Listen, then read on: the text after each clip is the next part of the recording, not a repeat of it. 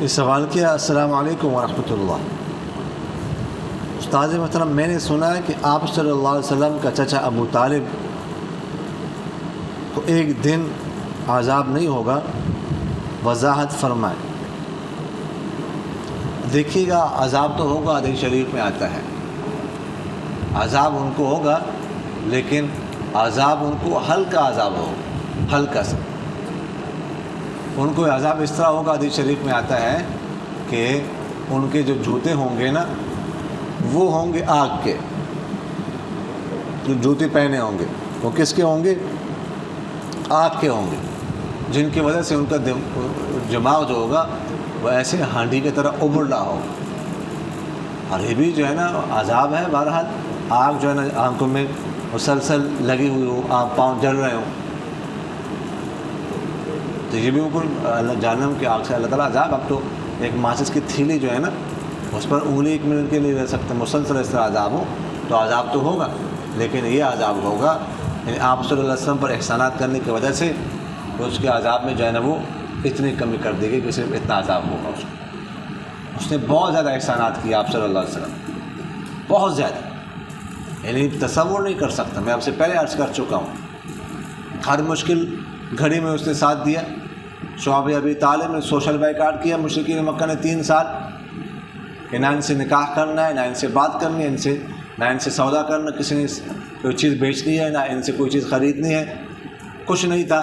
باہر سے کوئی سودا لینے کے لیے، سودا بیچنے کے لیے آتا تو اس کو کہتے ان کو مت بیچو مسلمانوں، بلکہ مہنگے داموں خریدتے تھے، ڈبل ٹرپل قیمت دے کر خریدتے تھے تاکہ مسلمانوں کے ہاتھ نہ بیچیں، اور ان کے پاس پہلے سے کچھ نہیں تھا۔ اور پھر ابو طالب جو ہے نا کیا کرتے تھے کہ رات کو آپ صلی اللہ علیہ وسلم کے ساتھ نا رات کو آپ صلی اللہ علیہ وسلم کا بستر اپنے بستر کے ساتھ بچھا دیتے اور ان پر رات کو لوگوں کے سامنے آپ صلی اللہ علیہ وسلم کو لٹاتے۔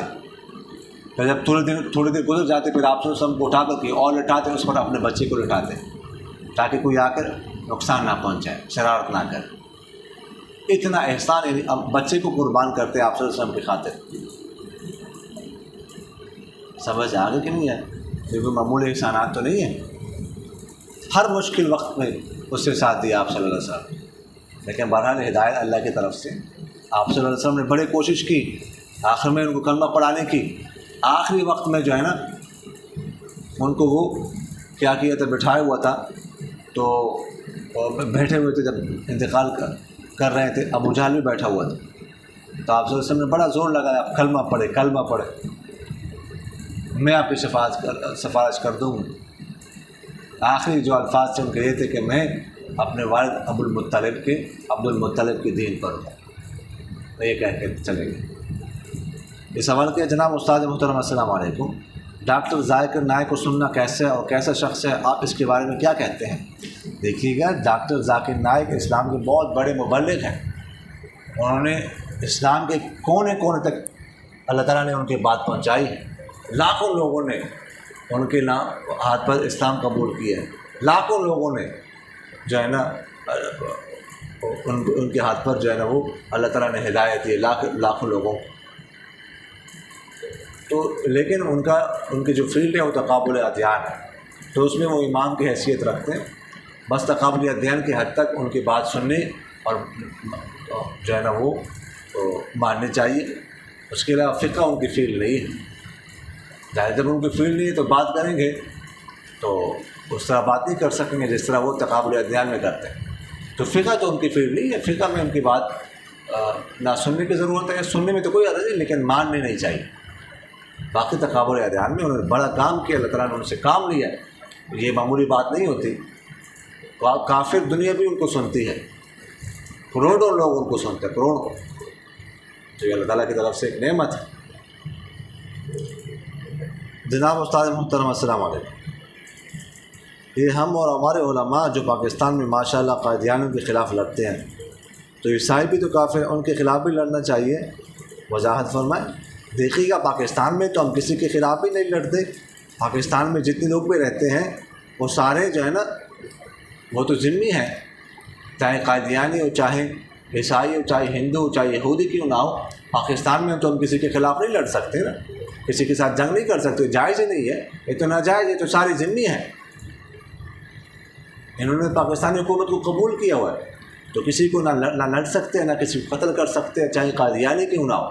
ناجائز ہے، گناہ ہے، چاہے شیعہ کیوں نہ ہو، چاہے ہندو یا یہودی کیوں نہ ہو. پاکستان میں رہ رہے انہوں نے معاہدہ کیا حکومت کے ساتھ، ان کو ہم کچھ بھی نہیں سکتے، ایک بہت بڑا گناہ ہے. سمجھ آ گئی.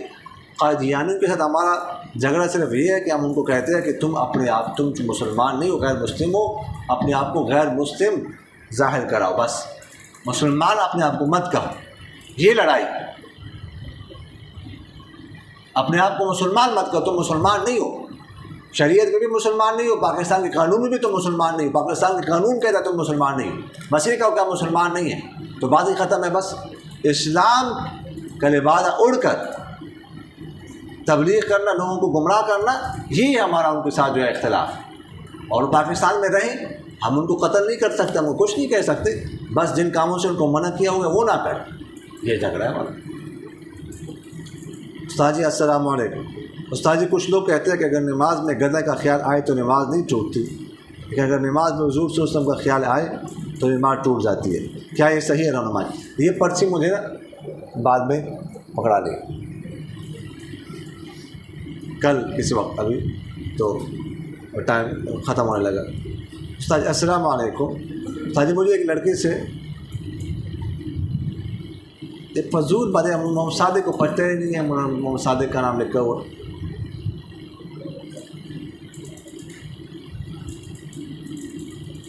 فضول بات ہے، لکھتے ہو تو فضول بات ہے، نہیں پوچھتے ہو. ادھر ریکارڈنگ ہو رہی ہے، یہ وائرل ہو رہی ہے، یہ پیج پہ آ رہی ہے، یہ فضول سوالات نہیں پوچھتے ہوتے. السلام علیکم. استاد ہر چیز کو اول کسی نہ کسی نے پیدا کیا، تو اللہ کو کس نے پیدا کیا اور اس کائنات سے پہلے کیا تھا؟ دیکھو جب اللہ کو اگر کوئی پیدا کرے تو پھر وہ تو خالق نہ رہا، تو مخلوق ہو گیا. خالق تو ہوتا ہو کہ اس کو کسی نے پیدا نہ کیا. اگر اللہ کو کسی اور نے پیدا کیا تو مخلوق ہو گیا، وہ تو خالق رہا ہی نہیں. سمجھ آ گئی نہیں؟ اللہ ازل سے ہے، اللہ کو کسی نے پیدا نہیں کیا، اللہ ازل سے موجود ہے. لم یلد ولم یولد ولم یکن لہ کفوا احد. سمجھ آ گئی کہ نہیں ہے؟ جی السلام علیکم ورحمۃ اللہ. استاد محترم اگر ایک بندہ کسی جانور کو ذبح کرے اور اس کو بسم اللہ اکبر یاد نہ رہا، لیکن اس کے ساتھ والے نے کہہ دیا تو ذبیحہ حلال ہوگا؟ دیکھیے گا یہ تو آپ لوگوں نے پڑھا، اگر بھول کر کسی سے بسم اللہ رہ جائے تو ذبیحہ حلال ہے، ذبح ہو جاتا ہے. قصداً اگر چھوڑ دے تو پھر جمہور حضرات کے ہاں یہ ذبح نہیں ہوتا. امام شافعی رحمہ اللہ فرماتے قصداً بھی چھوڑ دے مسلمان تو ذبح ہو جائے گا. ذبیحہ حلال ہے اس لیے کہ ہر مسلمان کے دل میں بسم اللہ پہلے سے موجود ہے، لیکن جمہور حضرات فرماتا ہے کہ قصداً چھوڑ دے پڑے. وَلَا تَأْكُلُوا مِمَّا لَمْ يُذْكَرِ اسْمُ اللَّهِ عَلَيْهِ، اس پر اللہ کا نام نہ لیجیے، اس کو مت کھاؤ. اب بھول کر کسی کو یاد نہ رہے تو کوئی حرج نہیں، ذبیحہ حلال ہے. السلام علیکم ورحمۃ اللہ وبرکاتہ. استاد محترم اگر کوئی شخص قرآن مجید کی تلاوت کر رہا ہو، دوسرا شخص سلام کرے تو اس کو جواب دینا کیسے؟ دیکھیے گا کچھ جگہوں پر سلام نہیں کرنا چاہیے. ایک یہ بھی ہے کوئی تلاوت کر رہا ہو تو اس کو سلام نہیں کرنا چاہیے. اگر کسی نے سلام کیا تو اس کے لیے جواب دینا بھی واجب نہیں ہے، جواب دینا ضروری نہیں ہے. سمجھ آگے کہ نہیں ہے؟ وہ بس کرو جی. استاد جی بلوچستان کے کچھ لوگ ہیں پنجاب والوں کے خلاف ہیں، لیکن حکومت سے ان کے اختلافات ہیں تو وہ سزا پنجاب لوگوں کو دے رہے ہیں. کچھ عرصہ پہلے پنجاب کے لوگوں کو گولی کو مارا تھا. یہ کیا ہے؟ غلط ہے، بہت غلط ہے. ظلماً 20-25 بندوں کو شہید کر دیا تھا، بہت بڑا ظلم ہے. اگر آپ کو حکومت سے اختلاف ہے تو آپ مطالبات رکھیں، منوائیں. اور آپ کے جو بندے ہیں، جو وزیر اعلیٰ ہے، جو آپ کے بندے بلوچستان کی اسمبلی میں ہیں، وہ کچھ کھاتے صرف تنخواہ کے لیے، بس تنخواہ لینے کے لیے اپنے مطالبات نہیں منوا سکتے ہو. کس لیے تو ووٹ دے رہے ہیں ان کو؟ تو زور تو ان کو ڈالو نا کہ آپ کے مطالبات منوائے ہو. بس تنخواہ لے رہے جیب میں ڈال رہے، تنخواہ لے رہے جیب میں ڈال رہے. وہ ان کو چاہیے نا کہ آپ کا جو وزیر اعلیٰ ہے آپ کے جو ممبر ہے قومی اسمبلی کے ممبر ہیں وہ اپنے مطالبات منوائیں، وہ احتجاج کریں، وہ وزیر اعظم سے منوائیں مطالبات۔ پنجاب کے لوگوں کو مارنا اس سے تو ظلم ہے، اس لیے کہ جی پنجابیوں کی حکومت ہے، ان کو سب کچھ دیتے ہیں، پنجاب کو سب کچھ مل رہا ہے، ہمیں نہیں مل رہا۔ اور بھئی تو تمہارے جو نمائندے ہیں نا، تو وہ ان میں کچھ نہیں ہے، ان میں زور نہیں ہے، ان کے خلاف احتجاج کرو نا کہ ان کو مارنا تو ظلم ہے۔ جی